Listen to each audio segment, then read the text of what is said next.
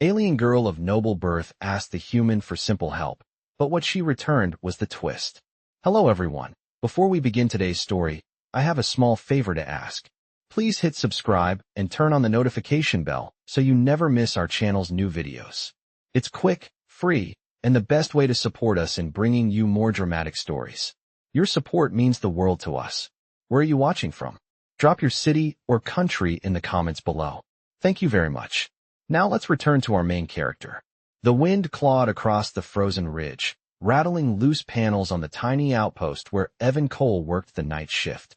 The temperature gauge on his chest blinked a steady warning, the digits dipping below zero as the generators inside the building flickered like tired eyes. He stepped out into the cold, breath turning to crystals instantly, the steel walkway humming softly under his boots. The sky above him was a swirl of deep blue and drifting ice dust, a strange, beautiful storm that always made him feel small in a comforting way. He tightened his gloves and adjusted the light on his shoulder, trying to keep it steady as the wind pushed against him. He had been repairing the aging heat exchangers all evening, the metal warm beneath his palms one moment and icy the next, each sound of settling steel echoing like a distant heartbeat. Then he heard it. An incoming distress ping, faint, almost swallowed by the storm. Evan paused, the light on his shoulder catching a shimmer of something moving at the edge of visibility. A soft pulse of blue glowed between the drifting sheets of ice, like a lantern in fog. He followed it cautiously, boots crunching in the powder. As he drew closer, the shape became clearer. A small shuttle, elegant but battered, its hull traced with delicate silver patterns half buried by wind-blown snow. A figure stood beside it, trying to pry open a jammed access panel with both hands. Her skin glimmered like moonlit water, blue with a soft metallic sheen that caught his flashlight in waves.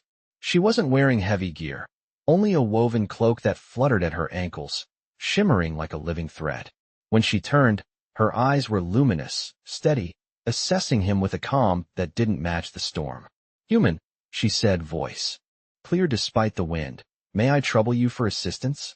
The latch is stuck, and I lack the strength to release it." Evan blinked. Most travelers who landed out here were merchants, surveyors, or people who wanted nothing to do with strangers. But she stood there with a mix of poise and uncertainty that felt out of place on this frozen frontier. "Yeah," he said, stepping closer. "I can help with that." The metal burned cold as he gripped the latch, the storm pressing at his back, the quiet hum of her shuttle vibrating under his fingers.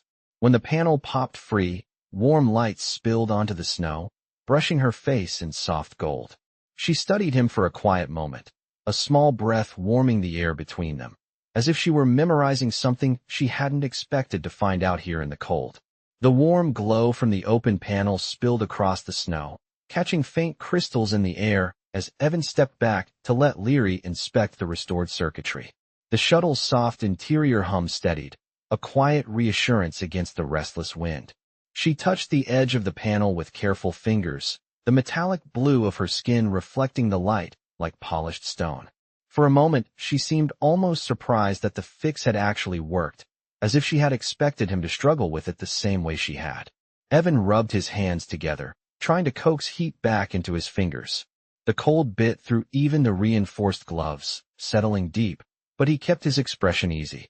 "It should hold for a while," he said. The latch was just frozen and misaligned. Leary tilted her head slightly, studying him with an expression he could not quite read. "You resolved it quickly," she said. "Efficiency is admirable. Most would have hesitated in this weather." He shrugged, the light on his shoulders swaying gently with the motion. "I work maintenance. Frozen parts come with the job." She looked past him toward the outpost, dim and small in the swirling storm, lights flickering like distant beacons trying to stay awake.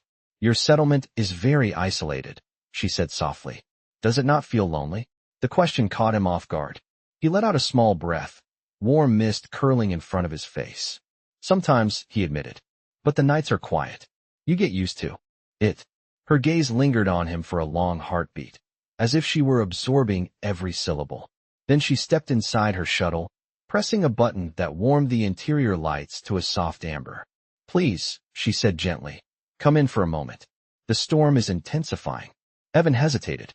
Protocol said he should not board unknown vessels, but the wind pressed harder against his back, tugging at his jacket, and the light inside her shuttle looked impossibly warm. He stepped in, letting the door seal behind him with a soft hiss. The moment the heat wrapped around him, he exhaled in relief. Leary watched him quietly, hands folded, the strange crest at her collarbone, catching faint gold from the overhead lamps. She moved with an ease that felt practiced, but there was a subtle tension beneath it, as if she was weighing every movement. "May I ask your name?" she said. "Evan Cole," he replied. "Maintenance technician. And you?" She paused, just for the briefest second, before saying, "Leary. Traveler." Nothing more. The pause did not escape him, but he let it go. She stepped closer to a console, tapping a few keys that brought up a projection of her shuttle's systems, lines of text shifting in fluid blue waves. "The auxiliary power is unstable," she said quietly. "Your assistants allowed me to access it, but I am afraid the core will not restart." Evan leaned closer to examine the display. He could feel the soft warmth of the shuttle radiating up from the floor, a pleasant contrast to the sting still lingering in his fingers. "I can take a look," he offered. "It is not a guarantee, but maybe I can at least get you basic power." Leary's shoulders eased slightly, almost imperceptibly. "You would do that? For someone you only met minutes ago?" "Seems fair," he said. "You asked for help." Her eyes glimmered with a gentleness that surprised him. "Humans," she murmured, as if testing the word in the quiet. "You act before questioning the cost." He worked in silence for a moment, adjusting wiring and stabilizers while she watched. When the system flickered to life again, her expression softened. Outside, the wind battered the hull with a muted rush, but inside the shuttle, everything felt still. Leary clasped her hands before her chest, an expression of quiet relief crossing her features. "Evan Cole," she said, softly, "you have offered more kindness than you realize." He glanced up, puzzled, but she only offered a faint smile, one that held something unspoken, something she was not yet ready to reveal. The shuttle's gentle hum settled into a steady rhythm as Evan finished securing the last panel. The soft blue lights along the interior cast calm shadows across the narrow space, brushing over Leary's features like moving water. She watched him with that same quiet focus, hands folded at her waist, posture almost ceremonial even in a simple moment like this. Outside, the storm tapped against the hull with a muted, steady pattern, as if reminding them both that the world beyond the shuttle was unforgiving. Evan wiped a bit of frost from his glove and glanced at her. "Your systems should stay stable for a while," he said. "Nothing fancy, just enough to keep things warm and safe." Leary nodded slowly. "Safety is a luxury on nights like this." She walked toward a small console near the door, her steps smooth and deliberate. She pressed her palm to a glowing symbol, and the shuttle's sensors projected a faint outline of the storm outside. Swirling currents of ice drifted across the display like white ink in water. "You live within this," she murmured, almost to herself. "Your kind chooses to build settlements in places that others avoid." Evan laughed softly. "We go where the work is, and where we are needed." She turned to him, expression gentle but serious. "You speak as though responsibility is a compass." He looked back at her, unsure how to respond to that. She had a way of phrasing things that made simple actions sound like something larger, something with meaning he had never really considered. "Just doing what feels right," he finally said. Leary studied him a moment longer, then walked toward a small storage compartment. She opened it and retrieved a thermal canister, handing it to him with both hands. "Warm infusion," she said. "It is safe for humans. Please drink. Your hands are still trembling." He accepted it carefully, letting the heat seep through the gloves. "Thank you," he said. He took a sip, pleasantly surprised by the faint citrus flavor, layered with something floral he could not identify. As the warmth spread through his chest, he let out a slow breath. "That helps." She watched him with a softness he had not seen before. Then her gaze shifted slightly, as if she sensed something outside the shuttle. She moved closer to the window, her hand resting against the glass. The storm lights flickered in her eyes. "I should not have been out here alone," she said quietly. "Not tonight." Evan took another sip, letting the silence ease between them before he spoke. "What brought you this far from the main routes?" Her shoulders lowered a fraction, the first hint of weariness she had allowed to show. "A journey," she said. one that required distance from familiar eyes. She turned toward him again, her expression carefully measured. That is why your assistance carries weight, Evan Cole. You helped without demanding reason, without suspicion.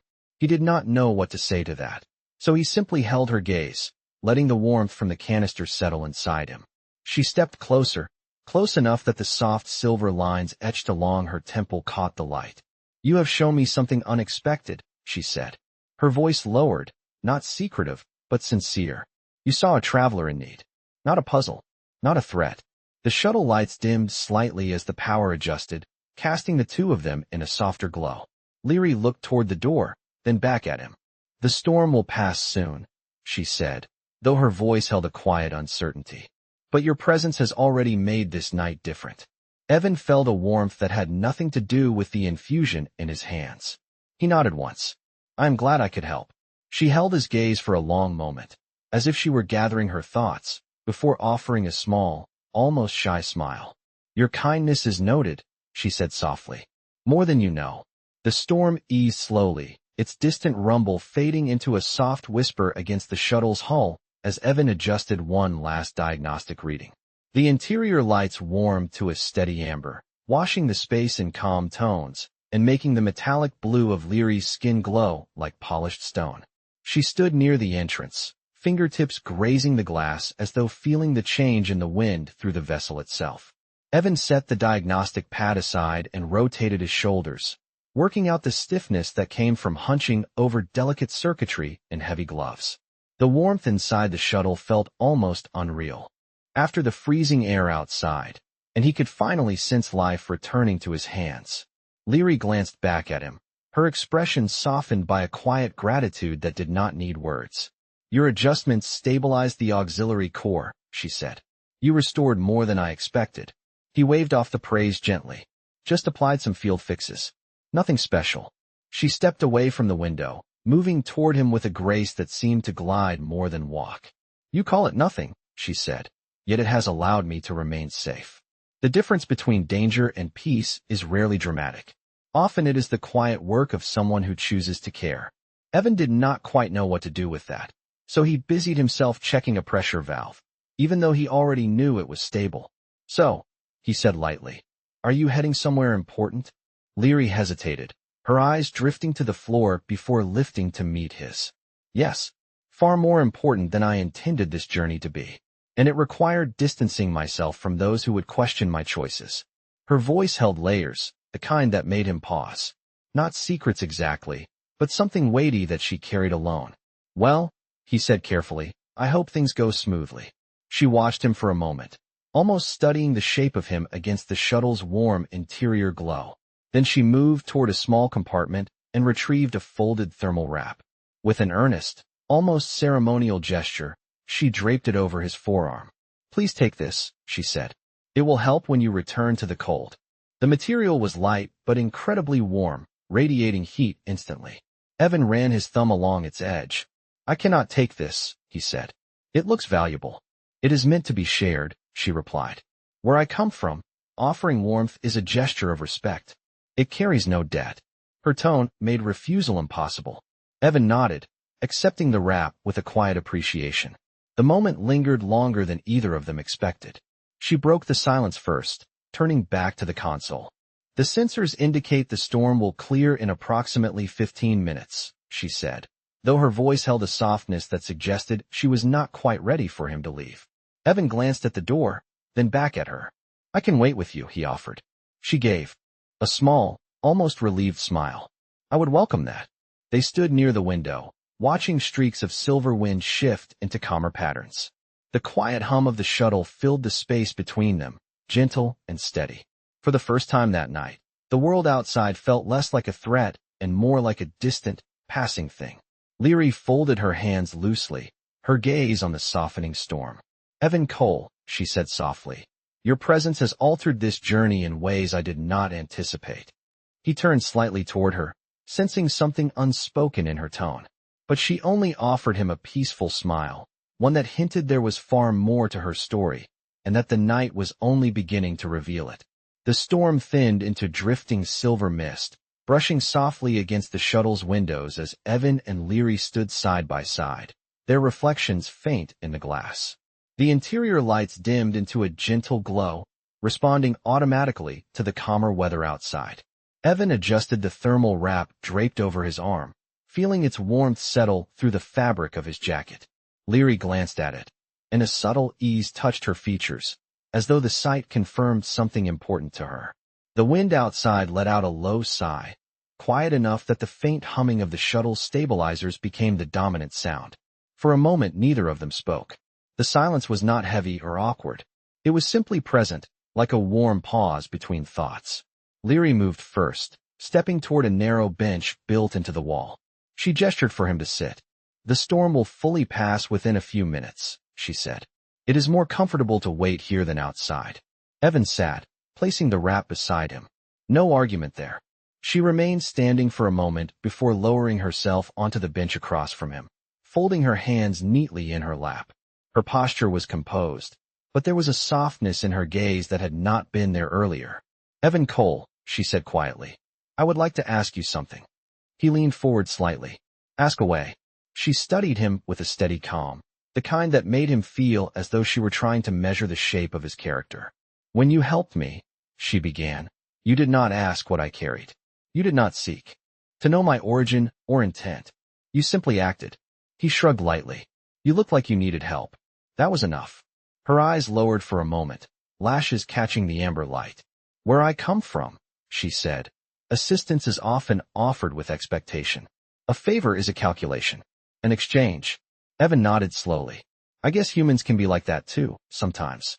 But not always." She lifted her gaze again, studying his face with quiet intensity. "You have chosen the latter. You gave without weighing your gain." He scratched the back of his glove with his thumb, suddenly aware of how warm the shuttle had become. "Most people I know would have done the same." Leary tilted her head slightly. "I am not so certain." He did not have an answer for that, so he simply held her gaze. The shuttle lights shifted again as the systems adjusted to more stable weather, casting a faint gold shimmer across her metallic blue skin. She seemed to glow from within. Leary turned her hands palm up, as though she were revealing something invisible. "I carry responsibilities," she said. "Ones that would burden most travelers. Ones that require me to remain distant, hidden." Evan felt a note of caution in her words, but also trust. "You do not have to tell me anything," he said gently. "It is your choice." She looked at him with a mixture of surprise and relief. "You mean that?" "Of course." The storm outside faded into soft, drifting flakes, gentle and harmless against the glass. Leary breathed slowly, as if gathering thoughts she had held too tightly for too long. "In all my travels," she said, "very few have offered me the freedom to choose what to share." She paused, the corners of her lips lifting just slightly. "That is why your company is unusual." Evan felt something warm settle in his chest, quiet but real. She lowered her gaze again, fingertips brushing the bench lightly, as if grounding herself. "When the time is right," she said softly, "I will tell you more." He nodded once. "I will be here to listen." The moment stretched gently between them, simple and steady, as the last traces of the storm drifted away into the quiet night. The quiet between them settled into something calm and steady as the last strands of the storm drifted away from the shuttle's windows. The sky outside softened into a pale silver twilight, the kind that came only after long stretches of cold wind on ORF9. Evan adjusted the thermal wrap across his lap, feeling its steady warmth soak into his chilled muscles. Leary shifted slightly on the bench opposite him, her posture composed yet touched by a hesitant gentleness that had not been there earlier. She studied the fading weather patterns through the glass, the soft glow outlining the delicate metallic lines across her skin. After a moment she spoke, her voice low but clear. "There is something I struggle to understand," she said. Evan looked up, giving her his full attention. She continued, choosing her words carefully. "Among my people, decisions are weighed with precision. Every action serves a purpose. Every offer carries conditions. Yet you act without measuring cost." He let out a small breath, not defensive, just thoughtful. "I guess humans can be complicated," he said. "Sometimes we help because it feels like the right thing to do, even if it does not change anything big." "But it did," she said softly. "It changed this night." He met her gaze, noticing how earnest she looked. Maybe, he said, but I did not help to change anything. I just saw someone who needed a hand. She lowered her gaze briefly, her expression softening. Where I come from, that would be considered illogical. Is that bad? He asked. She paused. Not bad, she said. Just rare. The shuttle hummed gently around them as the systems adjusted to the clearing weather. Leary folded her hands loosely, fingers interlacing in a thoughtful gesture. Tell me, she said quietly, why did you choose a life so far from home? Evan rested his elbows lightly on his knees, thinking for a moment.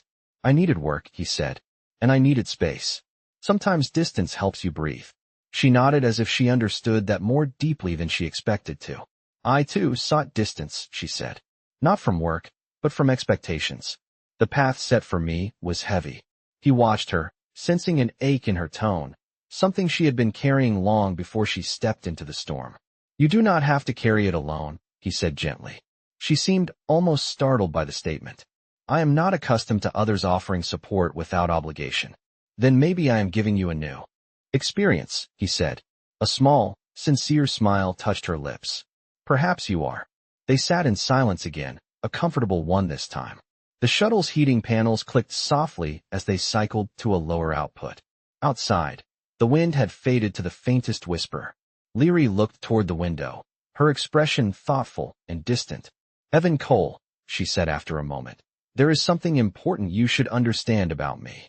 He straightened slightly, waiting. She hesitated, as though weighing her next words with great care. But when she spoke, her voice was gentle rather than guarded.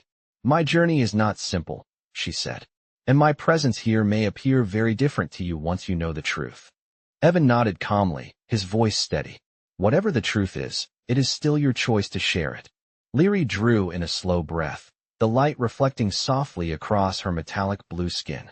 And that, she whispered, is what makes this moment difficult. The air between them felt charged, not with fear, but with the quiet weight of something approaching, something she was almost ready to say but not yet willing to release. The shuttle hummed softly, holding their silence like a delicate thread. The shuttle's gentle hum filled the space between them as Leary rested her palms against the cool surface of the window, her reflection faint and blurred in the glass. The twilight outside had deepened into a soft indigo, the last traces of the storm dissolving into the quiet night. Evan watched her carefully, sensing the weight in her silence. It was not hesitation driven by fear, but something more intricate, like a story trapped behind a locked door. He shifted slightly, allowing the thermal wrap to settle more comfortably across his lap. The warmth from it was steady, grounding, a reminder of the simple exchange that had brought them into this unlikely moment. Leary turned from the window, her expression thoughtful and still carrying that quiet struggle. Evan Cole, she said softly, before I tell you anything, I must ask you something in return. He straightened, attentive. Go ahead. She stepped closer, her movements calm and measured, the faint light catching the metallic sheen of her skin. If truth changes perception, she said, can you accept that some things hold value even when their form shifts? Evan considered her words, sensing the vulnerability woven into them. I do not judge people by the details they hide, he said, just by the way they treat others. A small breath escaped her, almost a release. She nodded, as if steadying herself. But before she could speak again, a faint, distant sound pulsed through the shuttle. Not alarming, not threatening, but distinct. A soft two-tone signal, steady and rhythmic. Leary froze. Her eyes shifted toward the console, where a subtle symbol glowed faintly. Evan noticed the tension in her posture, gentle but unmistakable. Is that a problem? He asked. She approached the console with deliberate calm, her fingers hovering over the controls without touching them. It is a locator pulse, she said quietly. It means my absence has been noticed. Evan blinked. You mentioned you wanted distance. Does that mean someone is looking for you? Yes, she said, and they are close enough now to sense my vessel. She turned back toward him, her expression a mix of apology and something like regret. I did not expect them to reach this region so soon. Evan remained steady, watching her closely. Are you in danger? She shook her head. No, my people would not harm me. Her voice softened. But they would question my choices. She moved away from the console and sat down across from him again, folding her hands. This complicates what I meant to tell you. You can still tell me, he said gently. Nothing has changed for me. Her breath trembled just slightly, the only sign of the internal conflict she carried. Evan, she said, voice almost a whisper. My journey is not one of exploration. It is one of expectation. I was not meant to travel here alone. I was not meant to make independent decisions. I left because I needed to understand what exists beyond rules and duty. She looked up at him, eyes brighter than before. And you showed me something unexpected. The locator pulse sounded again, soft but persistent. Leary's gaze drifted toward the floor, her composure bending like a branch in a gentle wind. If they arrive, she said quietly, I must return with them. My choice may no longer matter. Evan felt the weight of her words settle between them, steady and real. It matters to me, he said. The shuttle hummed softly around them, holding the quiet tension like a fragile thread suspended in warm air. The locator pulse continued its steady rhythm, a soft reminder that the quiet inside the shuttle was running out of time. Leary stood near the window again, her fingers resting lightly against the glass as if she could delay the signal simply by willing the sky to stay empty. The faint indigo light outside painted her reflection in blurred strokes, giving her an almost celestial outline. Evan watched her carefully, sensing the tension in the small shifts of her shoulders and the stillness of her breathing. She was preparing herself for something she did not want to face. Leary, he said gently, you can tell me what you need to tell me, before anything else happens. She remained still for another beat, then turned toward him with a quiet resolve settling over her expression. The locator pulse chimed again, softer this time, almost like a countdown. Evan Cole, she said, you deserve the truth. She stepped closer, and the warm interior lights caught the delicate silver crest at her collarbone, illuminating it with a soft glow he had not noticed before. It was shaped like a curved star, embedded gently into her skin, not worn like jewelry, but part of her. She lifted her chin slightly, letting him see it clearly. This, she said, is the seal of Solen. It is given only to those of my lineage. Evan frowned slightly, trying to understand. Lineage. A quiet exhale left her. I am not a traveler by trade. I am not free to roam as I choose. I am of noble birth, a direct descendant of the Solen line. My people consider my presence a matter of governance, not personal choice. She let the words settle between them, not rushed, not embellished. Just true.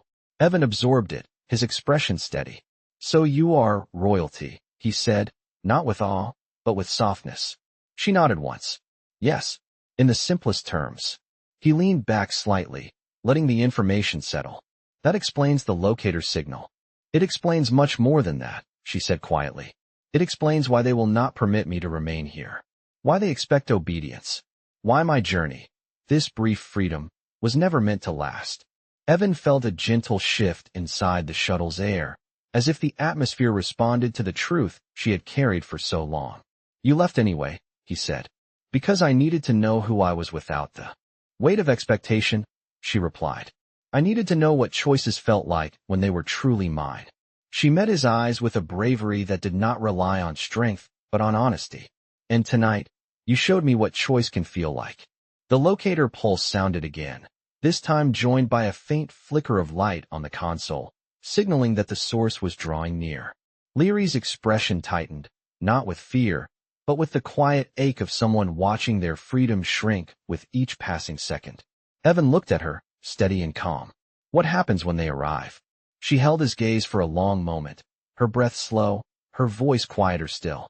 They will expect me to return to my role, to my duty, to the life I stepped away from. She hesitated, then added, and they may not understand the value of the time I spent here, or the person who made it meaningful.